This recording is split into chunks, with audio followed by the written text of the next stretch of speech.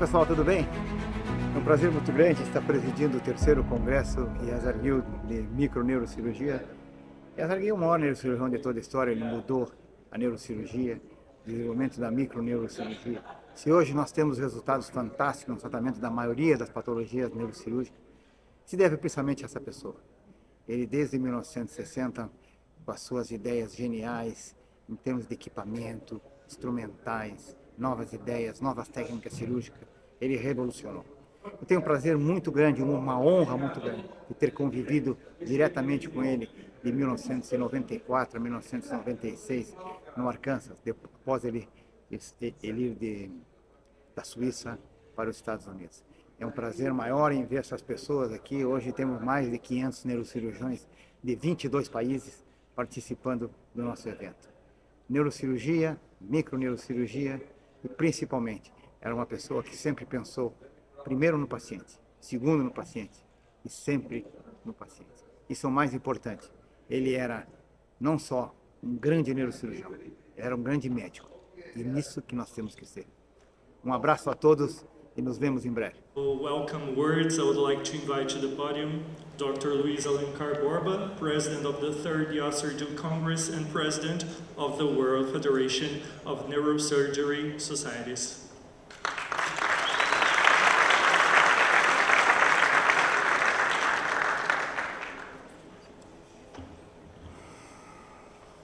Good evening, everyone. It's a great honor to us as a neurosurgeon to have you here. Great honor to have here Professor Andrea Giacomelli, President of the Brazilian Academy of Neurosurgery, Professor Paulo Henrique Aguiar, President of the Brazilian Neurosurgical Society, my great friend Marcelo Centeno, President of the Latin American Federation, the President-elect of the World Federation of Neurosurgical Society, my partner in crime during many years, Ken Arnautovic. My good friend, Jean de Oliveira, and my brother and partner, Paulo Cadre. And more than that, it's an honor for the neurosurgeons of this country to have in the position of the president of the largest university in Latin America, University of São Paulo, and now the chairman of the university, the largest institute in the whole Latin America, Professor Carlos Carlotti. Dr. Lefty, I'm not sure that you have here the best neurosurgeons in the world. I think that we have here. But you have the best doctors. Do you know why? Because in the neurosurgeons, in general, start to think about microneurosurgery. That they believe that the best treatment for the majority of the pathologies that you face every day is the microneurosurgery. And they believe that you continue working, fighting to save the life of our patient as a microneurosurgeon. I think you're on the right side. Today, the world is changing a lot. Not only the way that you see outside, the people killing themselves, but our way to see the neurosurgery and to do the medicine is changing a lot. Sometimes the business is over as the patient really needs. To do a meeting like this is not so easy. There is no many companies, there is no many people that want to invest, but there is a lot of people that believe that still the doctor is to make the best for the patient. I want to thank all the supporters, all the sponsors that there with us with this fight. The people from the company, CCM, especially Paula, that since 2014 in the Brazilian meeting Curitiba, she helped me, and Alessandro, that is the manager of the company, that make this possible. I strongly believe that you are in the right way, because you are thinking, as Dr. Omefti always say, and Professor Yashagi always say, we as a doctor just first think in the patient, and especially in the patient. Thank you very much, and welcome to Brazil, welcome to São Paulo.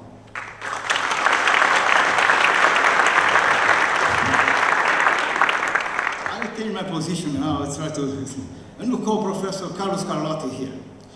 Carlotti is the chairman of the University of São Paulo that offers these facilities to us. The whole center, the whole hospital that you see around is the same complex, and this convention center it belongs to the University of São Paulo. And the most important thing, he was trained by Professor Benedito Colli. That is, I think, one of the men that show us that the heart and dedication for the patient his entire life make the difference and make men and people and neurosurgeons around the whole country. As Professor Carlotti now that have the highest position in the academic in our country. Please, Carlotti, come here.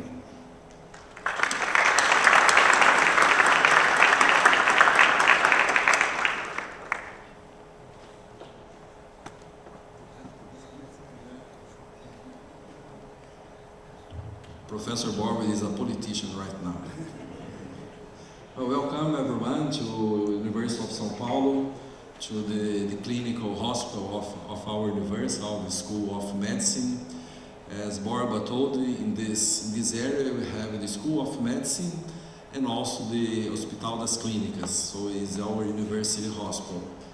I have been in the last 3 years, I have been in the position of the head of the neurosurgery department in our school, and I started my job after the COVID-19 pandemic. It was a very hard time because the hospital was very disorganized, because all these complexes, almost all the buildings were devoted to COVID-19 patients during the pandemics. So we are organizing the service, we are organizing the hospital, and I started with the microneurosurgery lab. So we are having course, we have a space to do microneuro training, and I am very happy with that. And then we started to organize the service of neurosurgery, and our goal, Professor Alberto, is to keep alive the dream of Professor Yazargil, of Professor Almefti, of Professor Evandro de Oliveira, and Professor Colli, also, as Borba told, my mentor of neurosurgery during all my career. So welcome to the University of São Paulo, welcome to this hospital, and I am following the course since yesterday, and I believe we are having maybe Borba, the most important neurosurgical congress in Brazil in the last years. So welcome to Brazil, welcome to São Paulo, welcome to our university. Thank you very much.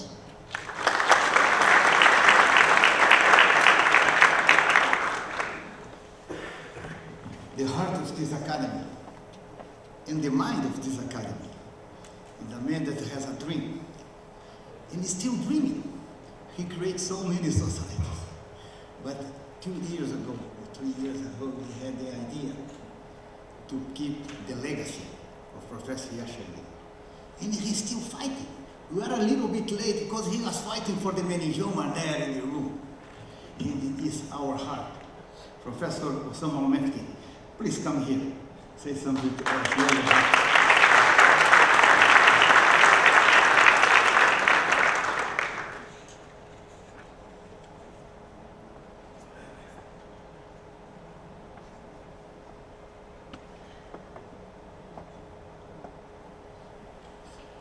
Well, good evening. I'm really so happy and so grateful. The session today kind of brings the life into me. It's the real thing. Microneurosurgery has a thrill with it. And gotta keep it. It's nothing like it. Nothing like it.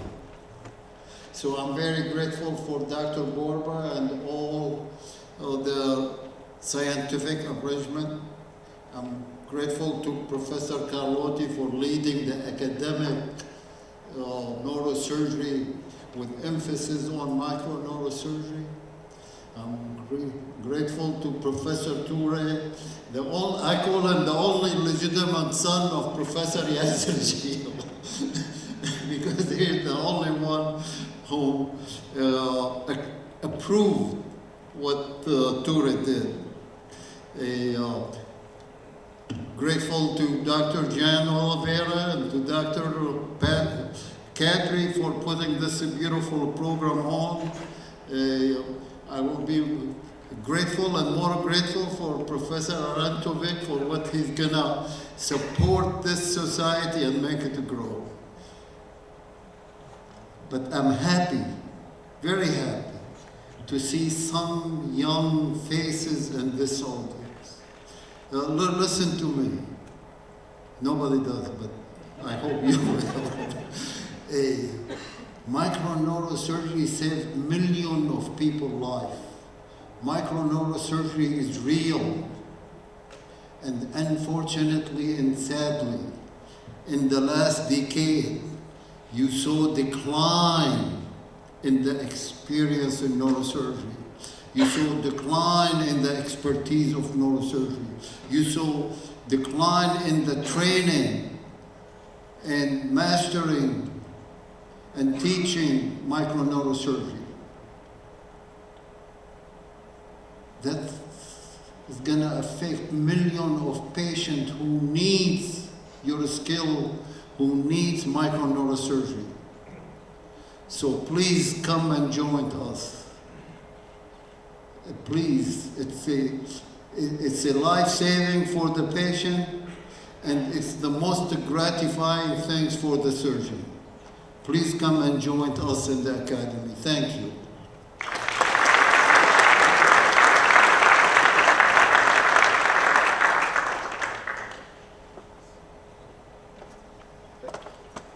In 1994, I was in Europe starting the lab. And Professor Yasser Gil came to Europe. And a few months later, came a young guy from Turkey. This young guy was Ugo Tue. And later came another guy that coming from Bosnia, from the middle of the war. His name is Kenan Arnautovic. During 3 years, we worked together. We fight 24 hours. You working all the time. We became a good friends. As friends, you love him and you fight. But it makes the difference to all of us. Toure, as Professor Yasser Gil said, is the life memory, is the life Yasser Gil. But there is one guy that spends maybe more time together with Professor Yasser Gil in his house, hours and hours, studying, writing, in the new book that is coming soon, supposed to come 2 years ago, maybe it's coming in the next 2 years, is Professor Paulo Kadri. Kadri left Campo Grande, he spent 3 months just in the same room of Professor Yasser Gil, all day, writing, living, learning with him, but especially making his history. Professor Paulo Kadri now will present to us the microsurgery as seen by Professor Yasser Gil. He has all the slides, all the diapositives of Professor Yasser Gil, because he was the right hand of Professor Yasser Gil during many, many years. We are very proud to have him in Brazil, very proud to have him as a Brazilian, and proud of him to work with us in our institution. Thank you very much, Paulo.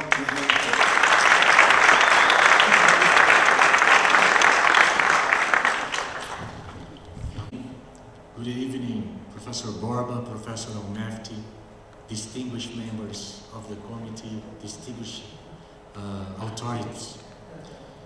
It's really an honor and a privilege to welcome you all here in the 3rd Congress of the Yasser Gil Microneurosurgery Academy in São Paulo.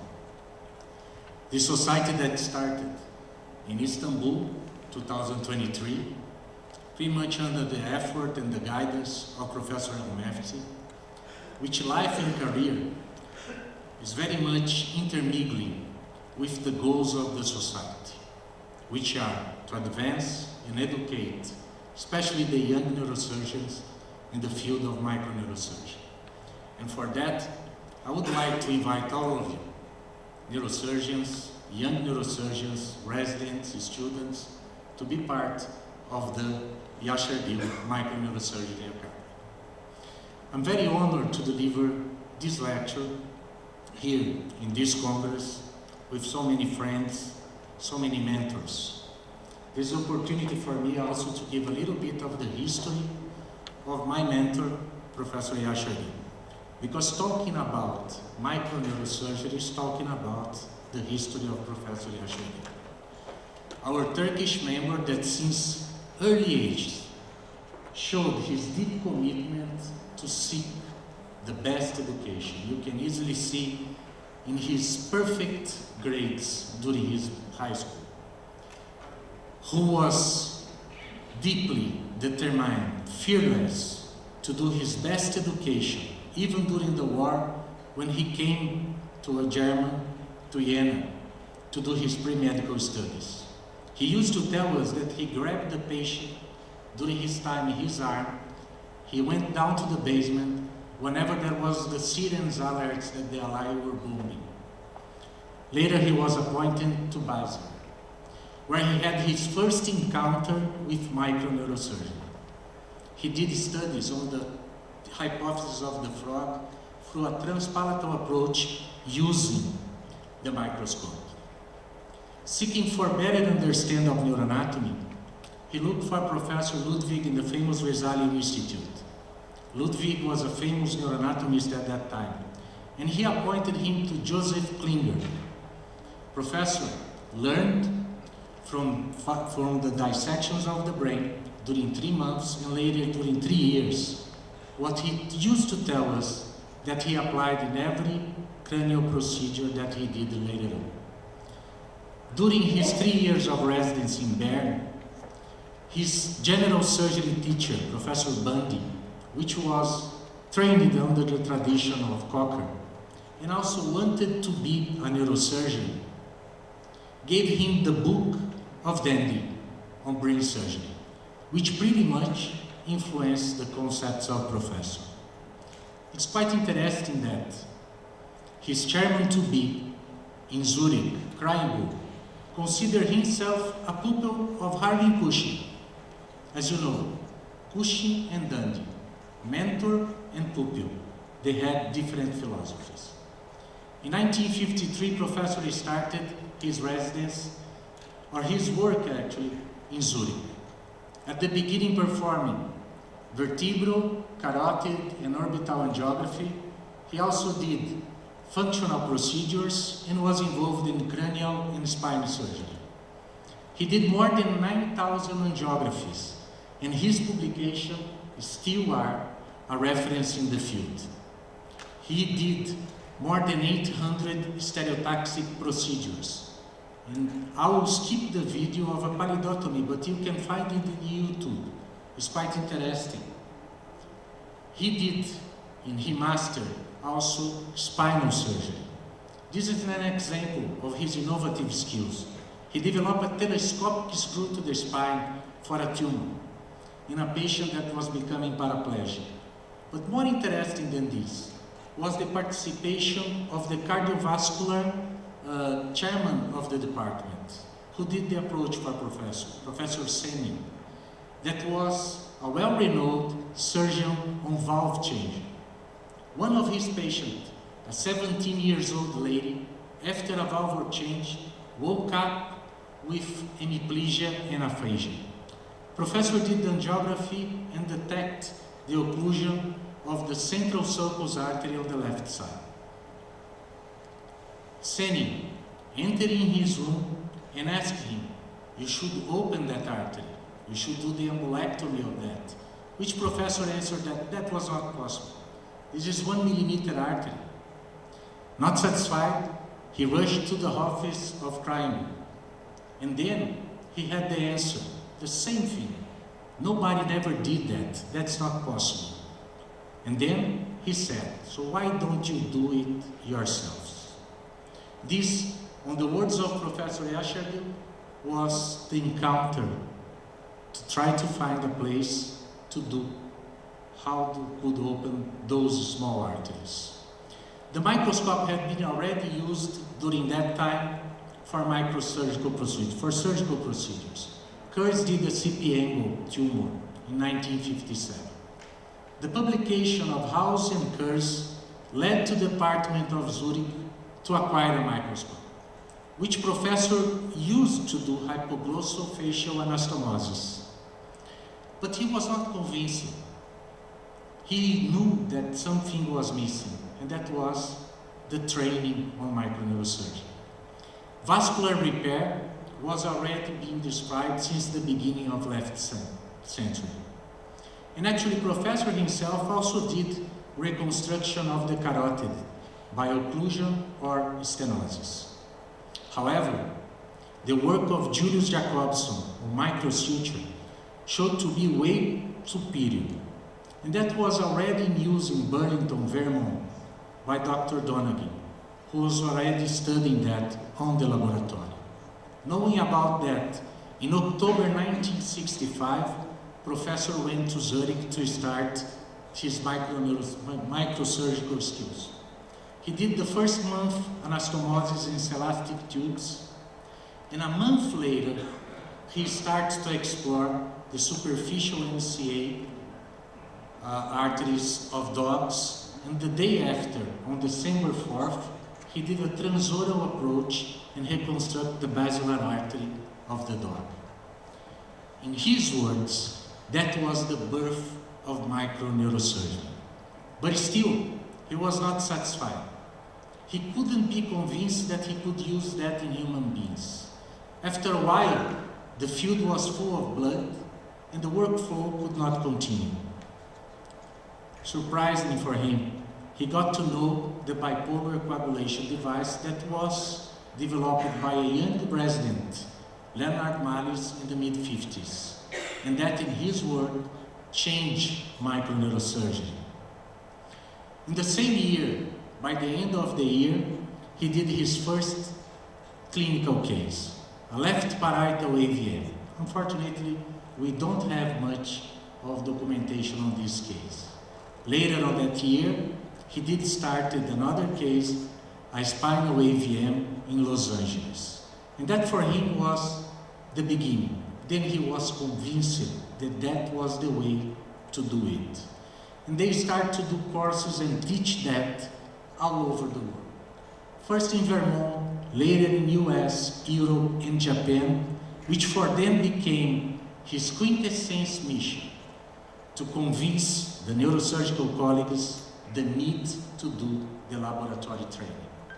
Back to Zurich in the first year, he did more than 100 cases of AVMs, aneurysms, tumors, and two very landmark cases that was the first two bypass of the external carotid to the internal carotid. The first case was not well documented in a 19-year-old that refused to do the post-operative studies. But the one that professor used to tell us was of a 61-year-old male that had bilateral occlusion of the carotid in one of the vertebrae, which the symptoms were every time he turned the head, he had symptoms. This patient was actually an hydraulic engineer that understood the need to restore the flow to his head. So they did the procedure, STA to MCA anastomosis. The patient improved, and the later postoperative study showed the patterns of the bypass. This opened up a whole new realm, a whole new specialty, the microneurosurgery, which professor introduced not only a myriad of instruments with the floating microscope, but an entirely new philosophy, which is compiled in his monumental work, The 6 Books of Microneurosurgery, where he teaches from the basic skull approaches, he rescued the anatomy of the cisterns and showed us how to use these natural pathways to explore all the vascular system and the structures on the base of the brain. He showed us the importance to understand profoundly all the sulci and gyres of the brain, so you can achieve and remove extension and harmless exploration of the intrinsic and deep lesions of the brain. He teaches us how to explore the vessels and how to repair the vessels during surgery of tumors and vascular surgeries. And he showed us also that mastering the microneurosurgical principles, you can remove a lesion with a pure lesionectomy without damaging the surrounding tissue. I think I will not have time to show, but maybe just for the young people to appreciate how respectful, how gentle Professor was when he was opening the Sylvian Fisher. He would spend a lot of time just to save one small vessel, because he knew the importance to deal with and to respect the brain. I couldn't go to Professor Memorial last year, but I saw the video of that. I was very impressed with the lecture of Professor Ture. When he showed us, or when he told us that he asked Professor, what does he consider to be his most important contribution in neurosurgery? One would think, well, he teaches all. He teaches everything. But he answered to Professor Ture, insular gliomas do not invade the putamen. It's very difficult to understand that. It's very difficult to understand this concept. I had the opportunity, I was very fortunate to see the encounter of two giants, Professor Yashar Gil and the Nobel laureated Francis Crick, the one that discovered the DNA. Crick was very involved in neuroscience at that time, and he was convinced that the claustrum was the source of conscience. He asked the professor, what was his thought on that? Professor thought a little bit, and after a while he answered, I think I operate over 100 cases of insular glioma. In some of them, I might have removed the claustrum. I don't recall to remove the conscience of any of my patients. So you see that this simple concept actually opened up a whole new thinking to understand the natural history, the pattern of growth of these quite difficult lesions, and how we as neurosurgeons should think and should seek to better remove those lesions without disturbing our patients. I saw also the lecture of Dr. Christ. I'm not sure if I was in this surgery in Little Rock at that time, but I saw this picture or this image more than once over there. And this is Professor over 80 years old, assuming this praying position so he could remove a lesion in the fourth ventricle or in the posterior fossa higher up without the need, or without trying or avoiding to retract the cerebellum. That was how deep was his respect to what he used to call the supreme masterpiece of the creation. Professor saw the world, saw microneurosurgery, his legacy, saw the patients in a different way. If it started in Vermont in December 1965, or in Zurich in January, in October, or in November 1967, what is our duty is to keep that worldwide and forever. And for that, I think the Academy is one of the main efforts. But we do have also a lot of people working with us. And we received the Academy a special gift from Ms. Diane Yashari, a video that she sent for us that I'm going to show you now. Now, she asked to do not record the video, so I would please ask you to do not record it. I send many warm greetings from our home in Stefan on Lake